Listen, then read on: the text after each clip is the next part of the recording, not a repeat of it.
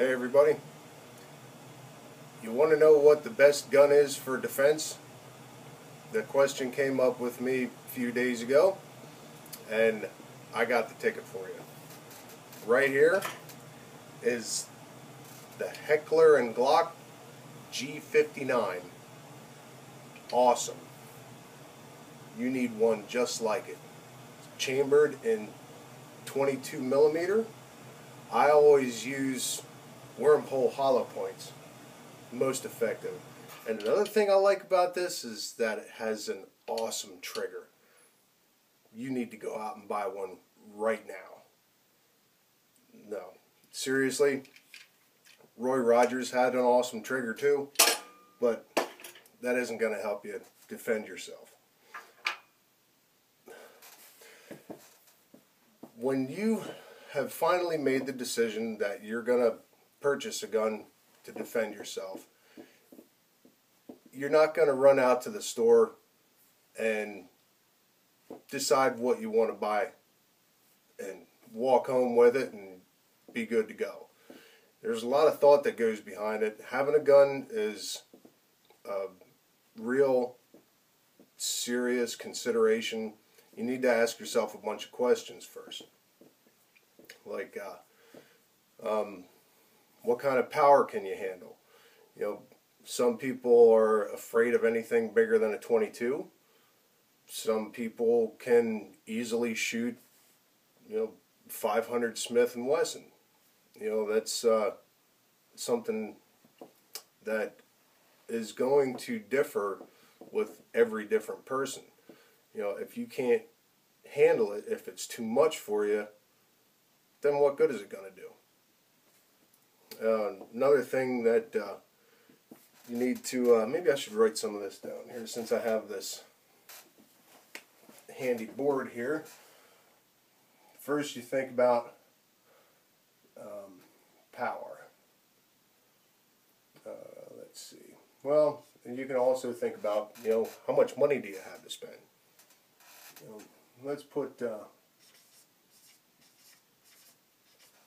power there. Alright, if money is no object for you, then obviously the G59 is your thing. No. There's a lot of different price options that are out there. You can, think of a used shotgun. You might be able to get one off of a buddy for $100. But is that the thing that you need? You don't know. Let's keep going down the list and see what else pops up. Not only the cost of the firearm comes into play, but also the cost of the ammunition. Because if you can't afford to practice with it, you're not going to be doing yourself any favors in a defense situation. Now, if you're looking for the 22 millimeter wormhole hollow points, yeah, no. You might make the bad guy disappear, but you might make the whole neighborhood disappear in the meantime. So, and also there's a thing about availability too.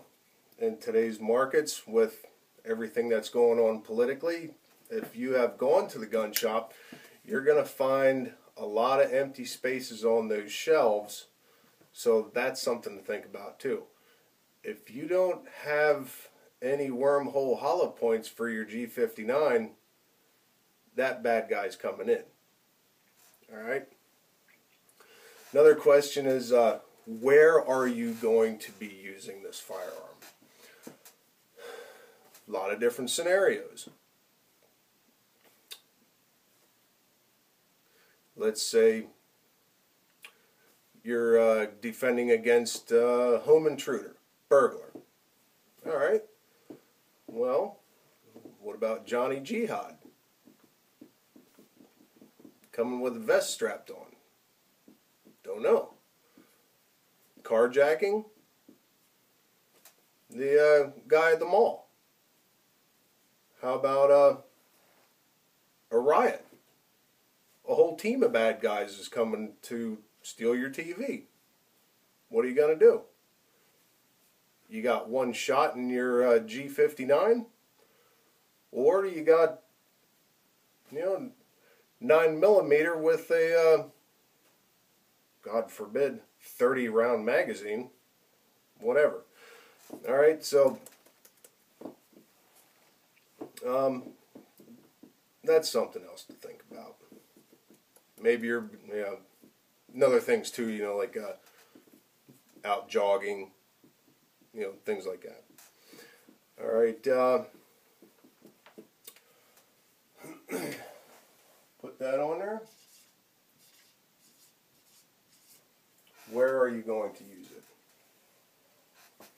All right, and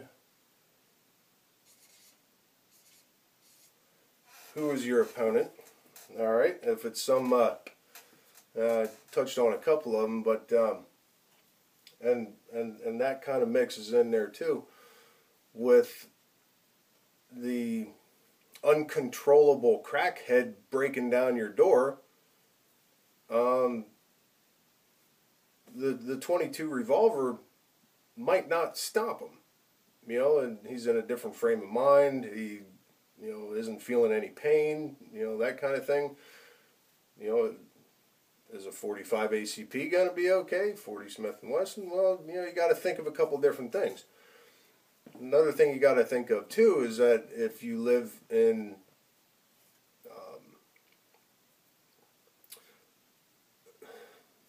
let's say a condo, where you have a lot of rooms close together, and on the other side of the wall might be your neighbor. Well, bad guy comes in, you go for the bad guy and miss, shoot through the wall, and end up hitting one of your neighbor's kids. These are some things that you need to think about before you buy your G59. All right. Another thing that we talked about was what size is going to fit you. All right. There's all kinds of different people. Tall, short, heavy, light, petite, older, younger, strong, weak. Not that any of these are good or bad. Just everybody is different. And there is going to be a different gun that matches each person. Personally, I like something that has large grips because I have fairly long fingers, but I have, an arthritic condition that keeps me from firing real heavy calibers because I can't take the recoil. What's your situation going to be? So,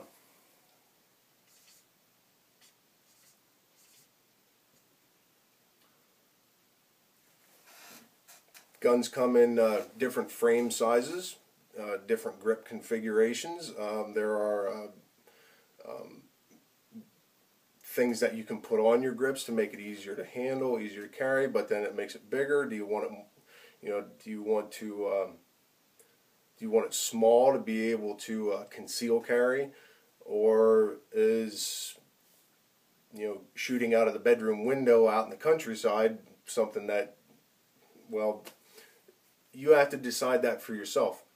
Choosing a firearm is a very personal, case-by-case situation.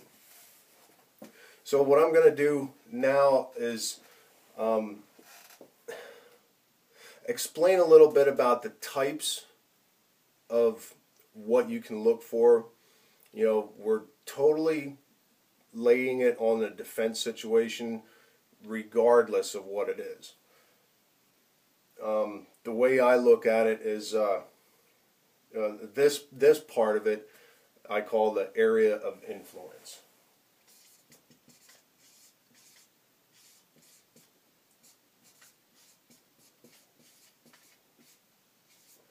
And there's I like to break it down into 5 different categories.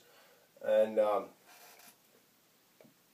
these are the types that I would consider viable options for this part of the discussion. So let's go with handgun, and then shotgun, and a small rifle, medium rifle, and large rifle. Alright, handgun, you obviously know what a handgun is. We've got the G59 right here, but that would be for the first purpose here. And I break them down into these sections because of the 5 different purposes that the way I see it are 5 different areas of influence. So let's say I'm hanging out here. Alright. Alright. Here I am, and my first area of influence is the closest to me.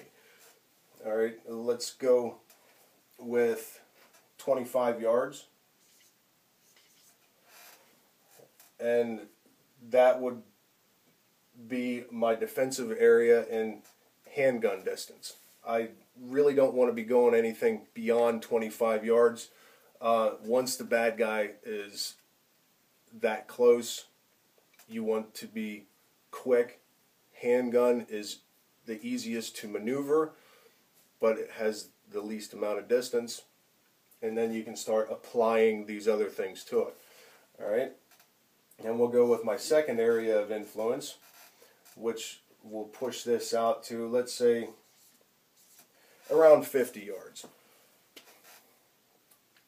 We'll take that out to shotgun distance. Look, the shotgun's one of the most adaptable guns that you can have. Now, depending on its size, of course, it might not be easy to maneuver, like say in your house, unless you have a short version. But a regular hunting shotgun, I mean, that'll be okay, but you don't want to come around the corner and hit the door frame with it, because it's sticking out there 17 feet long. Of course you could poke the guy with it, or whatever, but that'd be okay. These are just approximate effective ranges for what you would be looking at. So this would work in each situation here, but we're talking about maximum ranges, give or take. So we'll go out to the next area of influence, which small rifle, 22, 17. I'm not familiar with a whole bunch of different stuff, but 22 is what I'll go for, and we'll shoot this one out to 150, because that's the distance that you could be effective with it. You're not going to be knocking somebody's leg off with it, but you can definitely harass somebody at that distance. And if you have done your practice or are in a good enough shot, you could definitely stop somebody out that far. Might pull that back to about 100, give or take. All right. Next, go out to, let's just throw a number on there. We'll say 250 yards, and I would go for the for the medium rifle at that point. Now, each one of these is going to work for the next one back, obviously, but for what you could use in a stressful situation and still be effective with it, medium calibers would be, 223, the AR-15 style. I don't know, Look it up, you'll find out. All right, and then the next one, and that's where I'm going to stop. Obviously, there's stuff that goes farther than that, but we'll just jack that one right out to the 500-yard mark, which would be large caliber or full power, whatever you want to call it. 30 cal hunting type rifle, 30-06, 308, 270, those kinds of things. If you have a threat, defending yourself, this is all we're talking about. We're not talking about, whether it's in the car and this is what these different categories will get you. Obviously, if you can go out this far, if you have a threat coming in, it's better to back them off out here than it is in here. Now, it's up for you to decide what is your area of influence going to be. So that's that's going to be a combination of these two here. Home defense, out in the woods, government collapse, riot control, whatever. This is what we're talking about in approximate numbers. So, okay, hopefully that helps you out a little bit.